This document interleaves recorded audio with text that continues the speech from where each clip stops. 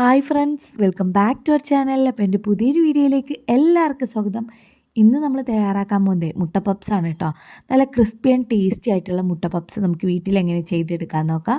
അതിനായിട്ട് ആദ്യം തന്നെ ഇതുപോലെ ഒരു പാത്രത്തിലേക്ക് 2 കപ്പ് അളവിൽ മൈദ എടുക്കുന്നുണ്ട്. നിങ്ങൾ എത്രയാണോ ഉണ്ടാക്കാൻ വേണ്ടി ഉദ്ദേശിക്കുന്നത് അതിനനുസരിച്ചിട്ട് വേണം കേട്ടോ മൈദ എടുക്കാനായിട്ട്. ഇനി ഇതിലേക്ക് പാകത്തിനുള്ള ഉപ്പിട്ട് കൊടുക്കുക. ഉപ്പ് ചേർത്തിട്ട് നല്ലപോലെ തന്നെ മൈദയും ഉപ്പും നന്നായിട്ട് മിക്സ് ചെയ്തെടുക്കുക. അതിനുശേഷം ഇതിലേക്ക് വെള്ളം ഒഴിച്ചു കൊടുത്തിട്ട് മാവ് നല്ല സോഫ്റ്റായിട്ട് തന്നെ കുഴച്ചെടുക്കാം. സാധാ പച്ചവെള്ളം തന്നെയാണ് കേട്ടോ എടുത്തിട്ടുള്ളത്. അപ്പോൾ അത് വെള്ളം കുറച്ചായിട്ട് ഒഴിച്ചു കൊടുത്തിട്ട് മാവ് നല്ല സോഫ്റ്റായിട്ട് തന്നെ കുഴച്ചെടുക്കണം. കുറച്ച് വെള്ളം ഏറി നിൽക്കുന്ന രീതിയിൽ വേണം കേട്ടോ മാവ് കുഴച്ചെടുക്കാനായിട്ട്.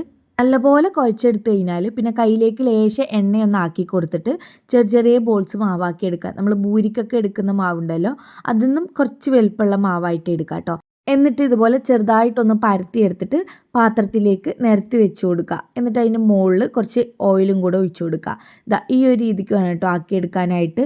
ഒരു അരമണിക്കൂർ നമ്മളിങ്ങനെ റെസ്റ്റ് ചെയ്യാൻ വേണ്ടി വെക്കണം. ആ എണ്ണയൊക്കെ കുടിച്ചിട്ട് മാവ് നല്ല സോഫ്റ്റായിട്ട് വരും കേട്ടോ. അപ്പോൾ നമുക്കത് റെസ്റ്റ് ചെയ്യാൻ വേണ്ടിയിട്ട് മാറ്റി വെക്കാം. അപ്പോഴത്തേക്കും മുട്ട പപ്സിനുള്ള മസാല ഒന്ന് റെഡിയാക്കി എടുക്കാം. നിങ്ങൾക്ക് ഇഷ്ടമുള്ള രീതിയിൽ റെഡിയാക്കി എടുക്കാം. അപ്പോൾ ഞാൻ ഈ ഒരു രീതിക്കാണ് കേട്ടോ ചെയ്തെടുക്കുന്നത്.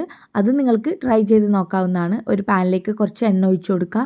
അതിലേക്ക് കുറച്ച് വലിയ ജീരകം, സവാള അരിഞ്ഞ് ഇട്ട് കൊടുക്കുക. നിങ്ങൾ എത്രയാണ് ഉണ്ടാക്കാൻ വേണ്ടി ഉദ്ദേശിക്കുന്നത് അതിനനുസരിച്ചിട്ട് സവാള എടുക്കുക. അതിലേക്ക് പാകത്തിനുള്ള ഉപ്പിട്ട് കൊടുക്കുക. സവാള നല്ലപോലെ മൂത്ത് വരണം കേട്ടോ, നന്നായി കുഴഞ്ഞിട്ടുണ്ടാവണം കേട്ടോ ഉള്ളി. ഇനി ഇതിലേക്ക് ഇഞ്ചി വെളുത്തുള്ളി പേസ്റ്റ് ചേർത്ത് കൊടുക്കുക. ഞാനിവിടെ 1 ടേബിൾ സ്പൂൺ ഇഞ്ചി വെളുത്തുള്ളി പേസ്റ്റ് ചേർക്കുന്നുണ്ട്.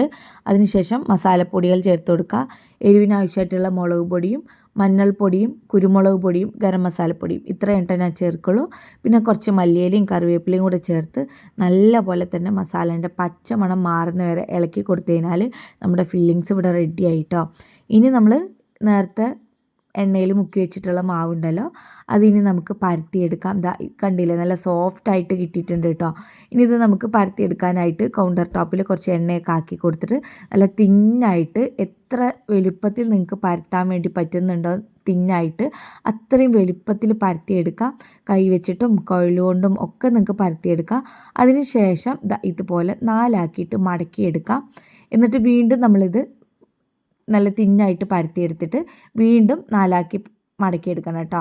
അത് നമുക്കിങ്ങനെ ലെയറായിട്ട് കിട്ടില്ല. പപ്സ് നമുക്ക് കഴിക്കുന്ന സമയത്ത് നല്ല ലെയറായിട്ടുണ്ടാവും.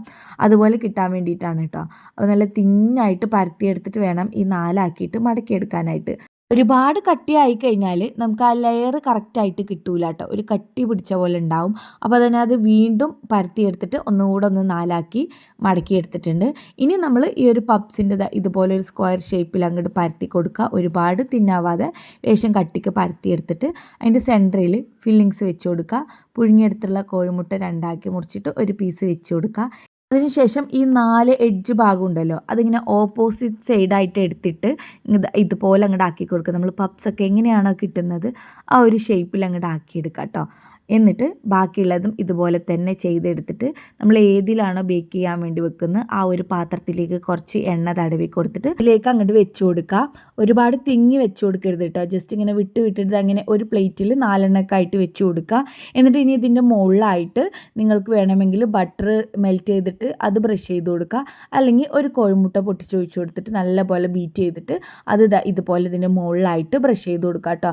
അതിങ്ങനെ ബേക്കായി വരുന്ന സമയത്ത് നല്ല ക്രിസ്പി ആയിട്ട് കിട്ടാൻ വേണ്ടിയിട്ടാണ് കേട്ടോ. അപ്പോൾ തന്നെ ഇതിൻ്റെ മുകളിലൊക്കെ ഇതുപോലെ ആക്കി കൊടുത്തിട്ടുണ്ട്. ഇനി ഇതിൻ്റെ മുകളിൽ കുറച്ച് എള്ളും കൂടെ ഇട്ട് കൊടുക്കുന്നുണ്ട് കേട്ടോ. വെളുത്ത എള്ളും കുറച്ച് ഇട്ട് കൊടുത്തിട്ടാണ് ഞാൻ ബേക്ക് ചെയ്യാൻ വേണ്ടി വെക്കുന്നത്. അത് നിങ്ങളുടെ കയ്യിൽ ഉണ്ടെങ്കിൽ ഇട്ട് കൊടുക്കുക, ഇല്ലെങ്കിൽ കുഴപ്പമൊന്നുമില്ല. കുക്കറിലാണ് ഞാനിത് ബേക്ക് ചെയ്യാൻ വേണ്ടി പോകുന്നത്.